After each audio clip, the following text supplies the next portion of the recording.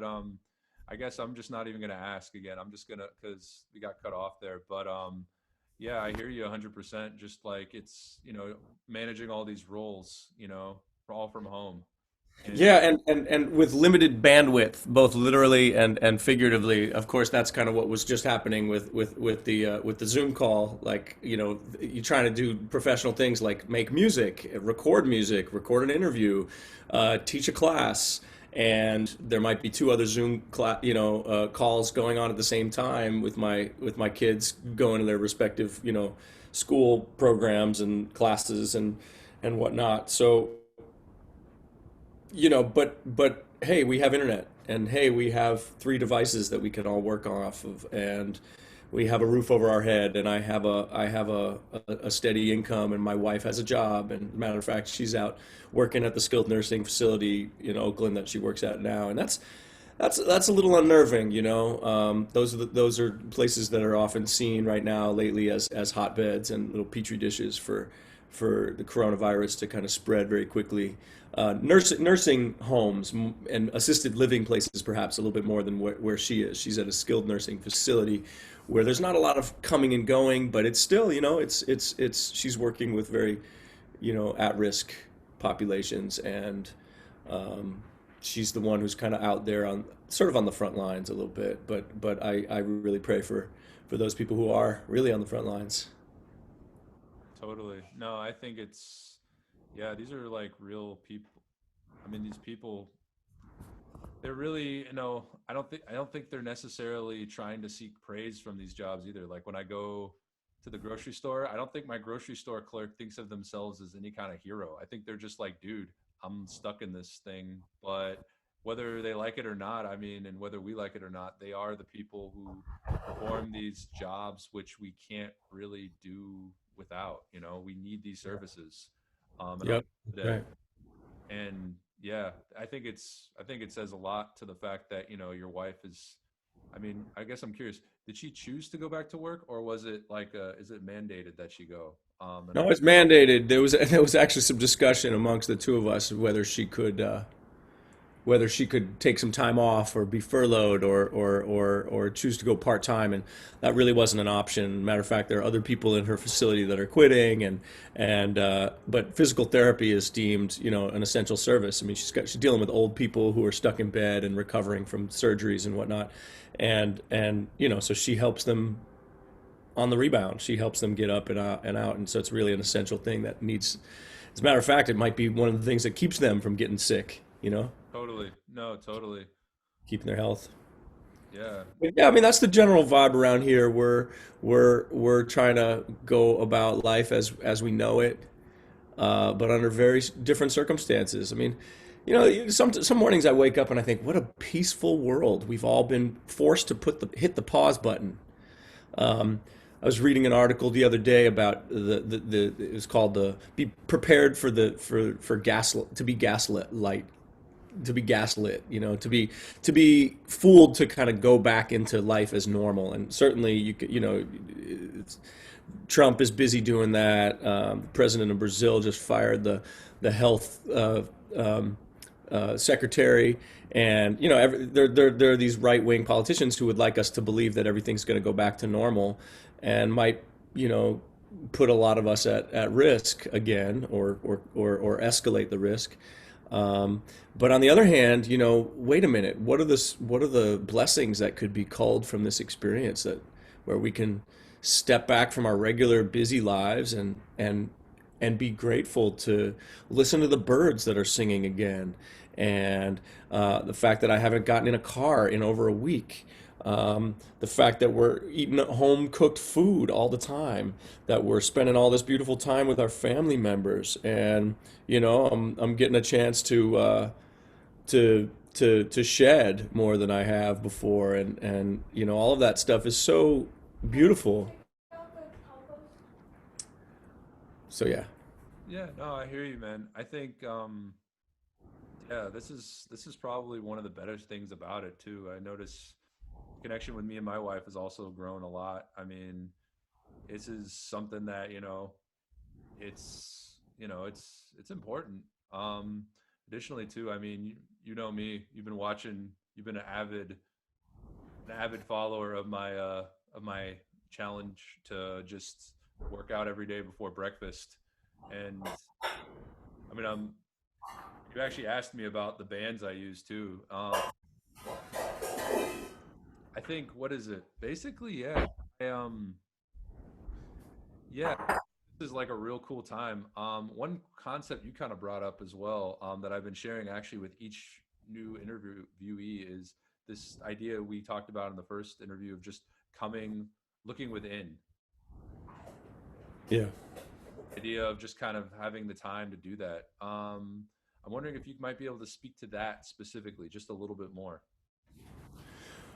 Well, I'm going to borrow a term that I learned through both my kids have been involved in a Jewish coming of age program, and the term in Hebrew is called hit bodedut, which is a lot about finding yourself in the silence that is provided by nature, and essentially isolation, and going off into the wilderness, and not only the wilderness of the world, the natural wilderness, but also the wilderness of your emotions and your soul, and kind of finding yourself within that turmoil.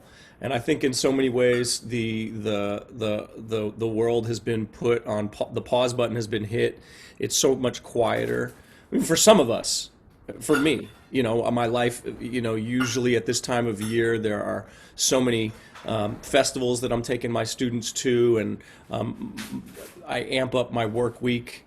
I'm working Saturdays. I've got the gigs usually are ramping up right about now. I've got, recording sessions, just all the things. And now, of course, it's all on pause. So it gives us all a moment to rethink the essential. I mean, maybe I shouldn't say all, because I'm thinking about all the people who are essential workers, or who have lost their jobs and are now scrambling for a paycheck, or have no food, to feed their kids, and their kids are now, getting the schools are closed, but they're still doling out free lunches, and there are families that need that. So I'm Right. in a very different position where I can really relish this quiet, and think about, what do I want for my kids? What do I want for this world when we go back to some semblance of normal? What do I want for myself? So yeah, I mean, that moment to look within. I think the people who are going to survive this calamity, or maybe even thrive from this calamity, are people who are creative, the artists, the free thinkers, the musicians, the visual artists, you know I think maybe it's just to pass time, but like my oldest child made a beautiful mural on the front of our fence. It's like maybe like 20 feet of the fence of our property, and this beautiful chalk mural. And it must have taken her all day to do it, And I think it was soothing to her soul, but it was also this creative offering that she, is so good at, and she can offer, and so many people come by and are renewed and rejoiced by that kind of, creative beauty in the world. And there's a lot of it. I mean, floating around on the interwebs, the musicians collaborating in this virtual way, but also, street art and visual creativity is just really kind of on the rise. I think that's really a beautiful thing. However, I heard a really interesting argument, which was, musicians saying, like, here we are, we've all lost our gigs, and now we're collaborating in these virtual ways, and we're sharing it for free on the internet, on Facebook, on all these, platforms. Is that going to bite us in the butt later on? Thinking that all these people are thinking, well, you did it for free during the, shelter in place, so why should I, pay to come to your gig now? Why should I buy your CD? Because, you guys were just doing this for free, or that kind of thing. Are we selling our souls by just giving it out for free? I think that's an interesting argument. I don't buy it, but then again, I don't survive, or I don't depend on the money making from my own musical creations. I've got a steady teaching gig, but I think about a lot of my gig, my colleagues in the gig economy who are waiting on the next gig to come in, who are thinking, like, is it more beneficial, or is it a detriment to their career to be putting out this stuff in the world right now for free? Yeah, 100%. That's something I haven't even thought of, to be honest with you. But yeah, I hear that argument, and I think truth is my experience with that has always been, if you demand it or if you require it in order to do the job, you'll get it, and you won't necessarily get it from the people whom. But it's like, yeah, it's impossible to turn like a $50 gig really into like a $200 gig. Like that's been my experience. Like you can't play at the same club and make 200 that you were playing. Don't feel like that happens.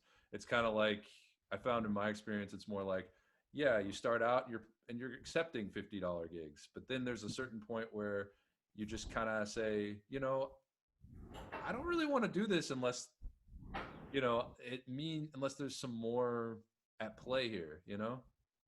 You have to, I think that that's true in all walks of life, that you have to, Yeah. when you increase your own self-value and your worth, and you say, this is the standard to which I will do this. Mhm.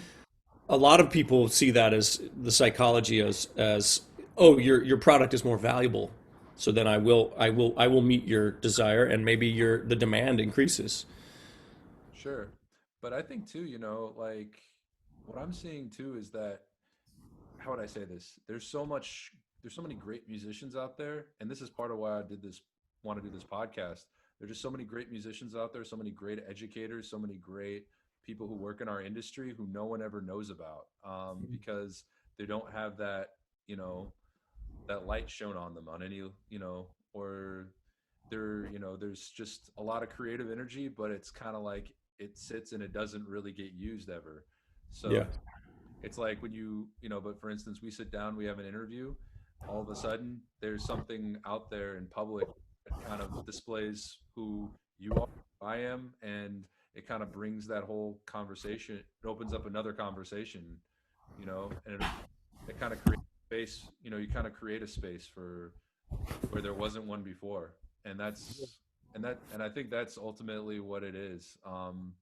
And it takes a while to kind of get there, I think, because, you know, I think like, I'll speak to it as a freelancer. I think as a freelancer, sometimes it kind of feels like you're in competition with other freelancers, but the truth you know, the truth is how would I say this? Like the people who are going to call me first are like usually my closer friends and colleagues and people who love me and Yeah. have me, and Yeah. like they would do that with you. Oh yeah. Whereas the people who are going to call me second, third, fourth, fifth, etc., they're, whatever. It doesn't even matter. But still, if I say yes, I have to, that's a yes. That's a genuine, I'm going to show up and be me and be the best version of me to fit, what needs to happen and make what happen needs to happen. I think that's how it rolls ultimately. But As a young freelance musician, yeah, I there was a word that we learned to utilize and to to make happen in our lives, which was networking, right? mhm, And okay, we got to network, got to get out there and and meet people. But a synonym for networking is making friends, and those were, like you're saying, those are the much more meaningful connections to make, because people are going to call you because they're your friend, or they really enjoy the soul and the energy that you bring to the bandstand more necessarily than your technique, perhaps. yeah, You know, but yeah, I think that that's an important thing, and the same thing is true in the professional world as an educator.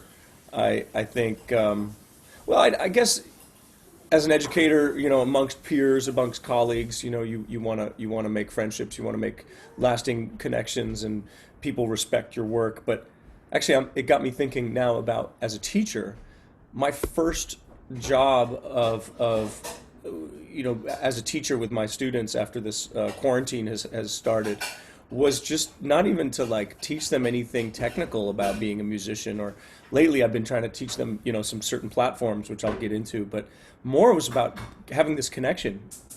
Okay, it's still me, Mr. Pitt-Smith. I'm on the screen in front of you, and there's a bunch of you in this Zoom class together, but mostly I just want to see your faces, and mostly I want to soothe you with my voice, and put on this virtual background that makes you think that we're still in our classroom, and make you feel at home, be like, oh, hey, I'm in the playhouse, cool, hey, that's my locker, that's my instrument, that's great, thank you, but and if you practice too, enough, you'll be here in Carnegie Hall one day, um, but just uh, the connection and saying hello, and when their parents would pop on the screen and they would say, I'm so grateful for you, staying in my kid's life in this really strange time, but now we're what, a month into it. I think it's been about five weeks actually, but with 1 week sort of virtually off for spring break. But now we're really trying to work on content, and my seventh grade class is doing what every seventh grade class is you're supposed to be doing, in mid-April by now, is learning pomp and circumstance and getting ready to play for the eighth grade promotion. But Right. of course, it's going to be a virtual promotion, and maybe we're going to create a virtual band for the seventh grade orchestra to do that. Um, I've got my sixth graders working on a composition experience with. Hey Kalu, what's the name of that app on Google Mixmaster? What was it called? I think it's Music Lab. Music Lab on Chrome, and it's like a loop production thing, Okay. which is pretty exciting. No background noise, please, right now. Thank you. Um, uh, and actually, that idea came from my student teacher, who was in quite the predicament. I don't know if you ever got a chance to meet Jordan Stern, but a very special guy. He just got hired to work at West Oakland Middle School. Oh, So cool. he'll be starting for whatever worth, school will be starting in the fall. He will start that job in the fall at West Oakland Middle School. So an official Oakland music teacher, which we're very excited about. But in the fall, this last fall, 2019, he was in my classroom. All sorts of really kind of like out of the box thought ideas and curriculum and concepts, and he really connected with the students in a beautiful way. So, but he doesn't have a class to work with right now to finish his credential, to get his TPEs, is what the, I forget, like teacher portfolio experience or whatever, I forget, professional experience, whatever TPE stands for. It's like the things that you got to do, the hoops you got to jump through to get your credential. Well, he can't do it. So he's contacted me. He says, even though I haven't been working with your kids for months, can I get in front of your class? So he pops in on the Zoom classes, and he's been bringing curriculum and talking to them. So we've been working on a piece. The sixth graders have been working on a piece in smart music, which has been a really great platform that we're working on now, which allows students to hear how the music's supposed to sound and be assessed in the moment, and then the recording that gets made not only goes directly to the teacher who assigned the music, but also the kids can see a visual representation, kind of color coded, green for the notes that they got right, red for the notes they got wrong. It's a beautiful program, which has really essentially been out of reach for urban educators such as myself. It's been an expensive platform, and until I think only recently it hasn't been web based. Well, now it's exclusively web based. You can access it through a browser, and now they made it free because of the closures of COVID-19. And so I jumped on that in a heartbeat because it's a great program. And it's been hard, trying to get my students up and running on it. There's definitely the digital divide. That is a real thing that we're dealing with here in Oakland, which is so many kids who either don't have um, computers to deal to access all of this curriculum through, or a steady internet connection and Wi-Fi. But there've been people working tirelessly to get those devices out to the students. Totally. No, but yeah, that's good though. I mean, I'm wondering if it's at all possible. Could hey, I'm gonna ask. Could you speak to maybe some of the people who are like actually trying to get computers to young students? Because that's a topic I'm very curious about, just personally. Well, a few years ago, uh, Oakland Unified moved to become a what is it, one to one ratio, a computer for every kid, and Okay. my school, Edna Brewer, was definitely at the front of that curve because we have resources to make that happen. So every classroom has a laptop cart. Oh, wow. Yeah, Chromebooks or the like, and I mean that is definitely one of the benefits of having a well-funded PTA and also being not far from Silicon Valley and having, I'm sure there's plenty of tech parents and whatnot. So those resources are there in the school, and so one of the first things that our school did was take a survey of of students before they had to leave the school. Who has what at home? Um, who who maybe has the devices, but they have to share it amongst the family. Right. Who needs an extra Chromebook? If you have a Chromebook but you don't have Wi-Fi, how can we as the school tech team support your family to get a better Wi-Fi? Because Sonic and all these several of these other places are trying to offer it for free. Um, but it's going to be a long time until we're like San Jose that has like a municipal Wi-Fi program. We don't have that. Does Berlin have that? I'm sure I don't even I think they technically do, but I mean cuz one of the music schools I've worked at is funded through the it's a government music school. Uh, Uh-huh. but it's funny because like every time I get on there with my computer, the internet never works, so never used it. What I do is I just, create a hotspot with my phone usually if I'm at work. Yeah. But I think they technically do have it. It's but yeah, Berlin is actually kind of like it's also one of the startup capitals of the world. Uh, And it's yeah, there's a lot of people in tech working here too. I don't know how well that translates to the school system. I'm not too familiar with that. I know a handful of teachers just through kind of actually I'm teaching one of them trombone lessons, or I was prior to the COVID closures, and yeah. I mean she sounded like she's kind of doing more administrative work as well as teaching young students. But one thing she mentioned was that yeah, they were converting everything over to Zoom. I haven't heard from her since. Um, Yeah. but yeah, Well, but to actually like throw a couple names out there, Mr. August and Stafford and Mr. Phil Williams, both at my school, have been working tirelessly. They've delivered over 100 laptops to students in need. They've converted, these things. They've been on constant tech support. Like I'm using Zoom, right, as we are right now. And one of the things that I'm trying to figure out how to do is because I share the screen all the time. I want to show students what the programs look like. I want to put music literature up in front of them so they can read it off my computer. I might even, write music in real time for them to see. But the other thing that I want to be able to do is share the audio. And I haven't. I'm not so tech savvy and figure out how to do that yet. There's just a quick little button on there that what one should be able to press, but my computer is a district computer, so it has limitations on the things that I can do. So I'm like, I need an administrator to do this for me. And he's like, I'll get to you, but I'm super busy. So there's little things like that need to get done, and um, right. yeah, It's yeah, that's I mean, yeah, that's to be expected almost, but it's I think, one thing I find really helpful, I don't know. Yeah, yeah, what am I saying? Yeah, it's a situation you're dealing with, but I think it's, good that, there are people. It's one thing that always kind of inspires me when I hear back about Oakland, um, is that there's just this attitude of people really wanting to help each other, really wanting to be there for the students. yeah, There's just a community of people putting themselves out there and being of service. Because there's like, I don't know if it's necessarily in there.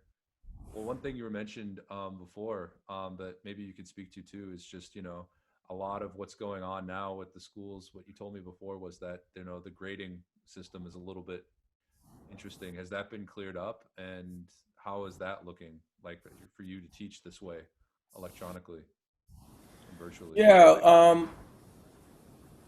In the very beginning, I was maybe getting 20 to 30% participation of my students. It was very low.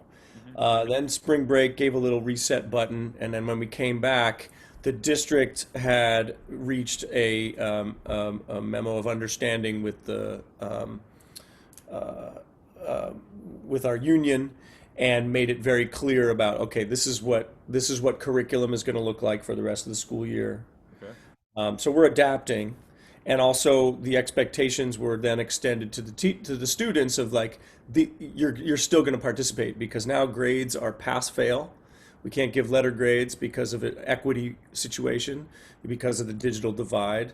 We can't, give a grade to a kid that's going to bring their grade down on the basis of in access to the curriculum and the technical tools to do it.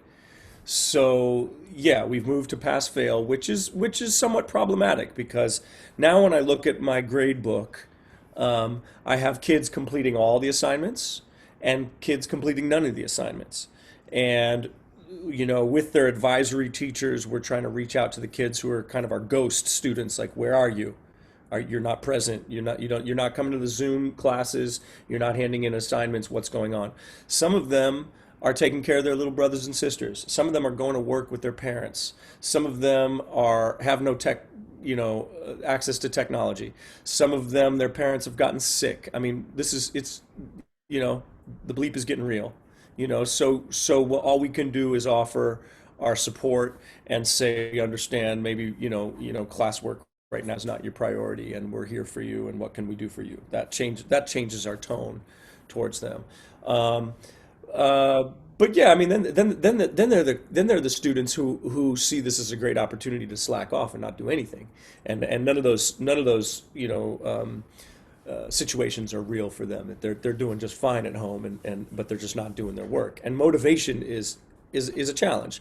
I mean, I see it. I think it's difficult, honestly, understandably difficult when you say you're not, a motivated independent learner and you get a lot from being in a classroom.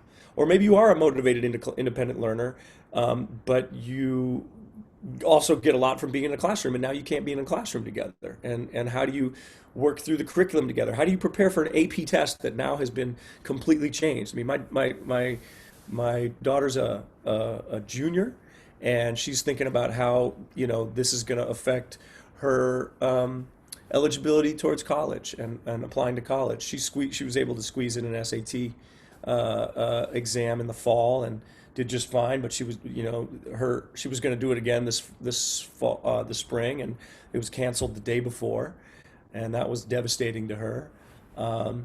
Yeah, so I'm meandering a little bit here. Edit. Hit the red button. But no, what am I? The question was about participation and grading. The grading changes.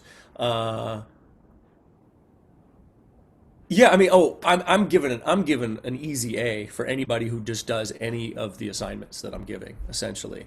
I mean, I give them a choice of weekly assignments. Some of them are listening assignments to music that I've assigned, and writing about it. I'm really trying. Some of them are smart music based assessment assignments that I want them to get good at playing. Then there's the composition things. And then I'll say, you can go into smart music and explore other material. I want you to find a piece of music that excites you, and you get excited about learning this new piece of music. And tell me about it. Tell me what it is, and tell me what you're learning from that piece of music. So there's and then like online discussions. I have a mentor, Marco Diaz. Praises to Marco Diaz, wonderful trumpet player and piano player here in the East Bay. Comes to us through SF Jazz, and he's been making a video a week. He did a video on arpeggios and scale exercises on rhythm changes for my jazz band. He did one on tools for sight reading. He did one on the whole step and half step pattern of a major scale and how to create a major scale out, starting on every note. Right. So these videos. So I put these videos up on our web-based, Schoology platform, and the students have to not only watch it but also interact with each other in a dialogue. Right. So I give the students choices of activities to get involved in over the week, and when they do them, I give them an easy A. I give them a lot of feedback. It's very time consuming. Believe me, as a teacher, it's so much more efficient to be in the room with everybody there at the same time, and but interestingly enough, too, there's some kids who maybe fall through the cracks, and in a classroom setting, maybe don't sit up and speak up and try things. But now they're in the comfort and the privacy of their own home, and this suddenly the educational environment is a whole different vibe for them, and now they're participating in a way that they weren't before. So it's kind of interesting to see that to happen too. Yeah, no, I mean, that sounds great. I mean, that sounds like a lot of positivity in spite of the fact that, yeah, that obviously some students just do not have the access to this technology. But I think, one thing, that's great though that Marco is just like contributing on such a high level and really doing that. It's something I'm doing as well for my students, just sending them videos of their, of how to. This is like I was teaching what is it, Blue Monk to one, and I just play it, and I'm like, if you have questions, you can just play it along with me because it's always weird when you teach lessons through Zoom because there's always that little bit of drag in the audio, but which is fine for conversation, obviously. But yeah, Well, it's I've found some creative ways around that. I mean, when I've got a sectional and I've got as many as 20, 30 kids in the sectional, I can lead that sectional with everybody on mute, and they can play along with me, right? And there's no worry about the delay. Or then I can have other students, stand up in front of the class and demonstrate something, and so I'm on mute and they're on play, and we can play along with them. I can. There are also kind of non-rhythmic and pulse-based, exercises that we can do where there's call and response, and the delay. You can actually use the delay to your benefit. So I might play something, and then the students have to play it back to me, and that's it's a little cacophonous at times, but it's fun. I'm hoping to develop something where we can do that in a larger group. I don't know. I have a question. I wonder if you know the answer to this. I'm going to try to figure it out. But when you have multiple people in a Zoom call right. and you've got them in gallery view, you've got all these pictures like the Brady Bunch picture style, right? Or Hollywood Squares. Is the format, the layout of everyone's screen the same as everyone else's? They have to I click think gallery themselves. They have to click what? Gallery view themselves. Right. So if everyone so my daughter's chiming in here too because she's been doing a bunch of this too. What? if every yeah, but that's been my experience. Like what I'm seeing in the gallery view is just my gallery view, and like for instance, if I don't have gallery view on, it just Yeah. face is just huge and mine is like minuscule. Um, Sure. But my question is like, Are you talking about like does everyone have the same layout? Like is does everyone have the same layout in gallery view? Is my no, question. No? everyone has the speaker top left and then them and then the okay. screen. All right. Cameo by Marlena Calda says that the layout is different, and so that defeats then that makes my vision a moot point. My idea would be like if you've got a layout, the person in the upper left hand corner starts a composition, say an improvised composition, right, and plays something, maybe a cell long, a measure, two measures, and then the next person over knows that it's their turn, and then the next person over knows that it's their turn, and it goes around like that. That would be great.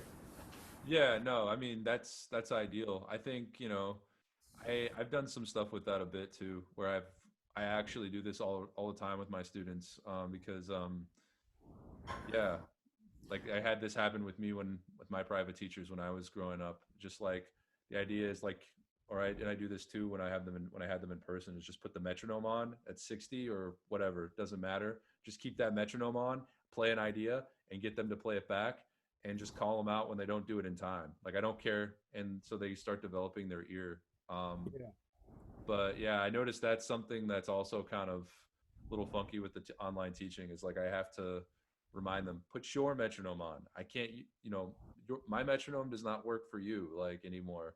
And Not only does it not is it out of sync, but also if there's latency, you'll hear a metronome, a steady metronome, not provide a steady beat, which is a very strange concept. that is, and it's, I don't know, it's humbling, but I see like my students, I'm trying to find other ways to teach them how to do it. Like I'm just like, like Blue Monk. I don't even make them hit on 2 and 4 necessarily. I just make them hit on like da da da da 4, da da da da 4, da da da da da da da da da 4.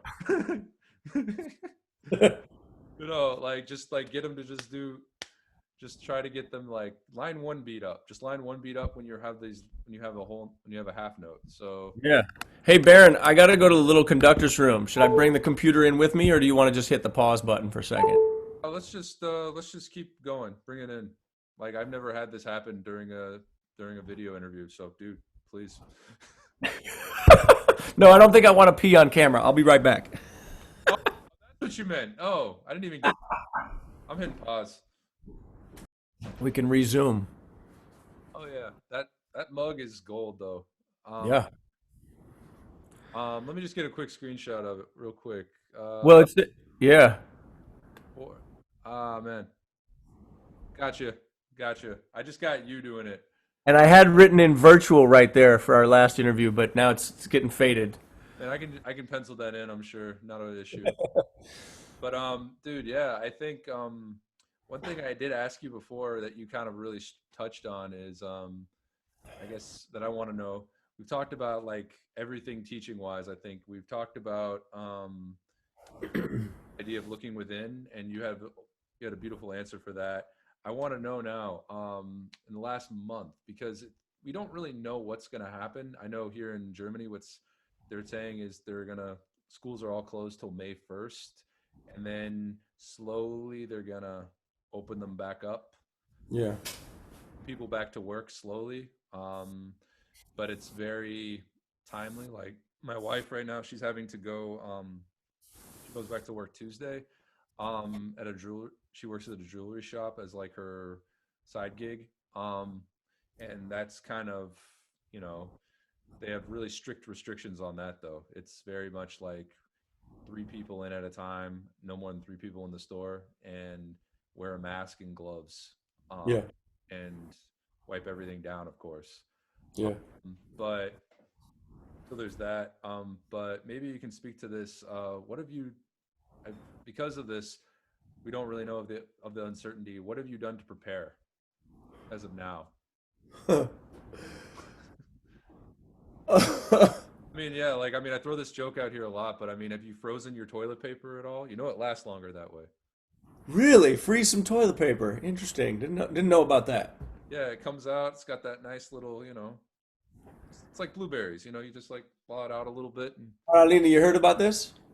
I can hear it from here. Yeah, freezing toilet paper. No, we haven't done anything about that, but so in terms of like concrete preparations, we have our community supported agriculture box, our CSA box that gets delivered every Wednesday.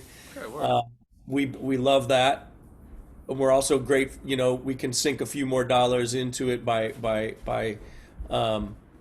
customizing it every week and getting special things delivered. And I'm happy that we're giving money to the local farmers. So that's a really good thing. I remember you showed me pictures of your pantry and what is it, a 50-pound bag of lentils or something like that? I got it right here. No, it's oatmeal, and yeah, I'm Nice. only dipped into it twice so far. Just to grab about, I don't know. It's actually like 25 kilos, so that's probably what? That's probably like 12. I want to say like 12 to 15, 12 pounds or something.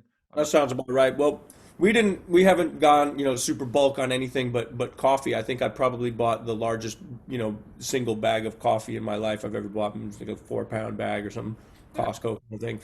But yeah, so, stocking up is definitely one way of preparing. I think I've been preparing my soul, and my psyche more than anything else. Um, just because it's to find that zen place of not needing to control the things that we can't control. Yeah. You're right. Schools are going to, school and work and some semblance of normality is going to slowly come, creep back into our lives. But right now I'm in no hurry to get back to anything like what it was because A, we know that there's some health risks involved, but B, more importantly, there's something to savor in what's happening right now, something different and something unique and something that we've never been able to do before. Sure. And there's a lot of spiritual people among us who would say that really what is, this is an opportunity to really listen to what the earth is telling us about what our patterns have been as a society and as a humanity has really been, wreaking havoc on the earth. Um, how can I prepare as a music educator? I don't know.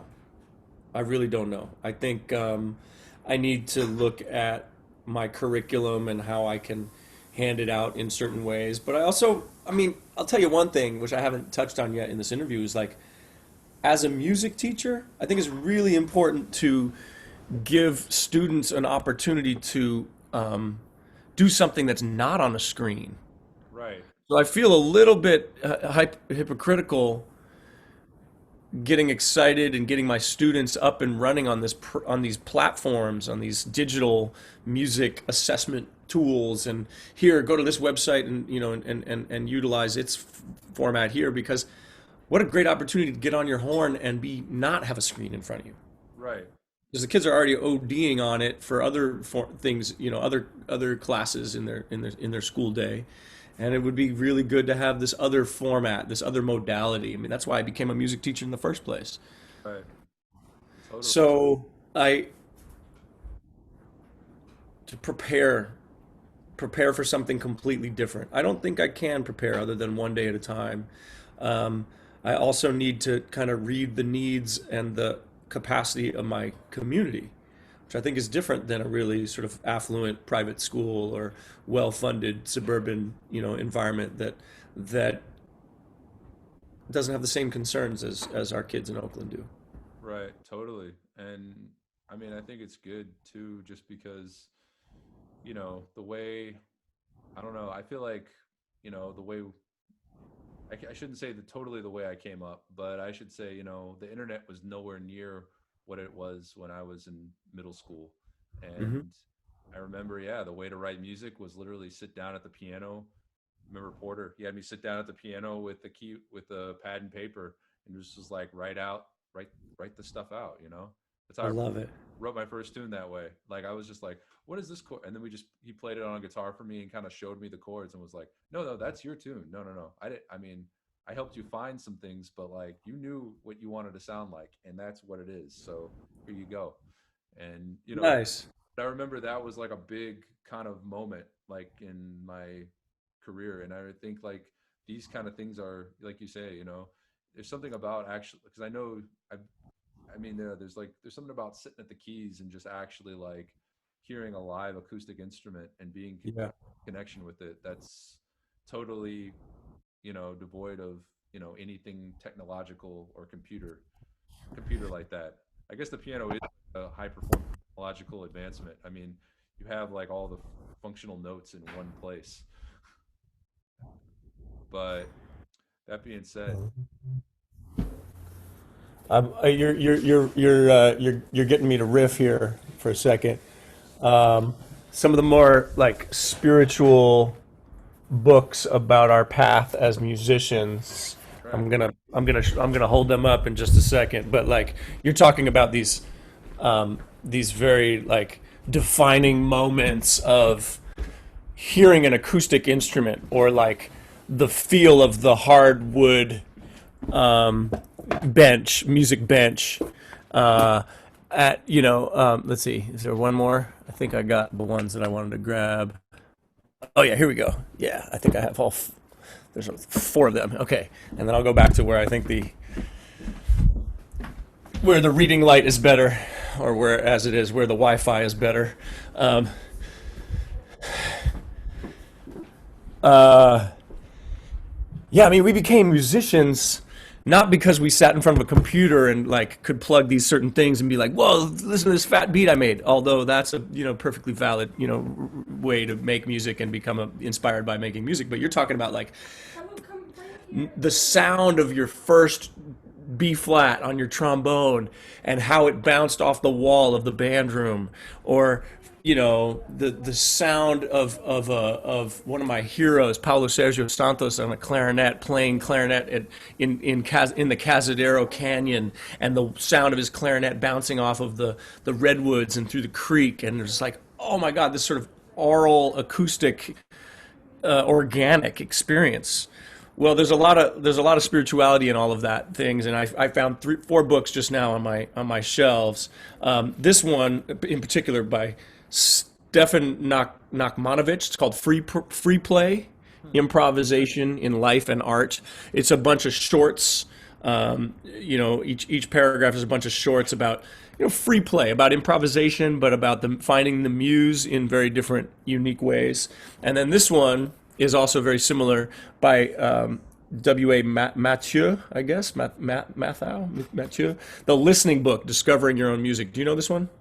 No, I don't know any of these. They look Oh man, cool. this one's so good. I mean, and it goes from like experiences playing. I mean, it's kind of like a journalistic writings. I really like this book in particular. Effortless Mastery by Kenny Werner. Of course. Yeah, everyone knows this one. The spiritual journey of particularly of any musician, but particularly well, I think it also talks about teaching, liberating the master musician within. Yeah. So I just think like this time is so unique for us creatives, to really find a different way of being, because it's not an ensemble experience. And then the last one, which I don't think I've come back to in a long time, and I can't really say anything unique about it right now. I can't remember, but Listening, Playing, and Creating: Essays on the Power of Sound, edited by Carolyn Bereznak Kenny. I wonder if this is from the brief moment that I thought that, yeah, this is more about music therapy. I almost went down the music therapy rabbit hole as a kid. Well, actually, in college, I was thinking maybe that would be a way I would go. Both of my parents were therapists and healers in a certain way, and I thought, oh, okay, music is something that I can empower to do that. And I feel like that's part of what I do as a teacher now, Sure. but I didn't become a music therapist. Right. I think, yeah, that's, but still, I mean, yeah, I'm always curious. I had another interview that actually got put up the other day, from my good friend. Yeah, you mentioned Martina. Um, she's, yeah, but it's, yeah, she was pulling out her bookshelf as well, and that was impactful because it's funny. Like, there's some things I can honestly say for me. I mean, it's impactful for me, I guess, because this whole time, I got to be honest, I've been working out every morning. I've been keeping a routine, but within that routine has not been as much music, and has not been as much reading, and not as much other stuff. Like, I've been, and part of it, it's funny, in the last days I've actually gotten more inspired. I'm starting to use, I connected with this one trombonist I met through Instagram, and he put out an open, like, hey, any other trombones want to play on this? And I just said, who has recording equipment? And I was like, yeah, dude, send me the stuff. And just took about an hour or two, played through it, sent it back. I don't know what's going to come of it, but he's a homie. So but but it's like interesting because I think, yeah, coming within, it's also a matter of being very okay with, it's a matter, I think, of just being very okay with, just learning and finding that new process again. Because this is like a time when we can also, like you mentioned it too, you're practicing saxophone more, and you're practicing your craft more as well, your individual, Yeah. and I mean, this stuff is all, I think, interconnected, and it's amazing. I think, I worry though for people, for our students, special ed students, for people who need a lot more guidance, of for course, people who are lost in their, I mean, these are very different categories, but for people who need a lot more scaffolding in their learning, for people who need for our youngest kids, who are not going to learn from the computer, whose now education, at least in this interim time, relies entirely on their parents to be their homeschool, guides. And you know, some parents I think are equipped to do that, and but some families are, not in that situation. They're not. It's going to be harder for them to do it. Oh yeah, totally. This is, I mean, the fact that we have the ability to do this stuff, I see this entirely as a privilege. And this is something, I don't, but part of that privilege I think is using it. Yeah, it's using it, using the time well, and also, it doesn't mean I have to be productive every minute of every waking hour I'm awake, but it means that I need to just be aware and do the best I can to be of service when I can be. And Yeah. that's something, I end every single interview with a compliment, toward, the person I'm interviewing. And, you know, truth is Zach, there's nothing more that exemplifies that, that attitude and that spirit than you, in a lot of ways. It's just, you're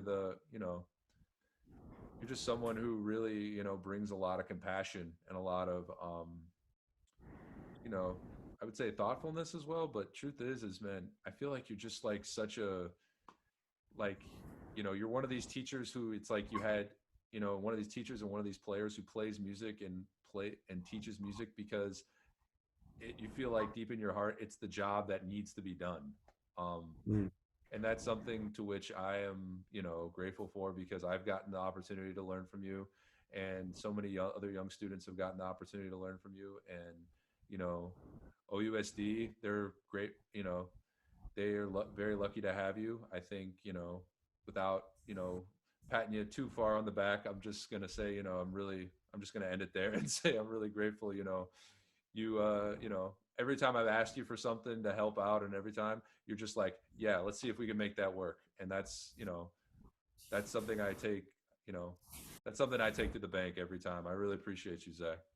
Oh, that's sweet, man. I have to say, ever since, you came into my life and recognizing your trajectory and having watched you, I didn't know you when I only came in 13 years ago to Oakland, and you had already left and kind of moved on to your path, but your legacy, was very clear, and but also the sheer act of coming back to where you were just speaks so much about where your heart is and how you're committed to your the soil in which you germinated, and I think that's a beautiful part of your beautiful soul as well. So it's takes a village, it takes a community, and I really respect your work and your compassion too. I mean, you keep saying, especially in this time, you're like, whatever I can do for your students, and that's just really a blessing. I feel really grateful. Yeah, So totally. keep on keeping on. Dope, man. I'm gonna end it right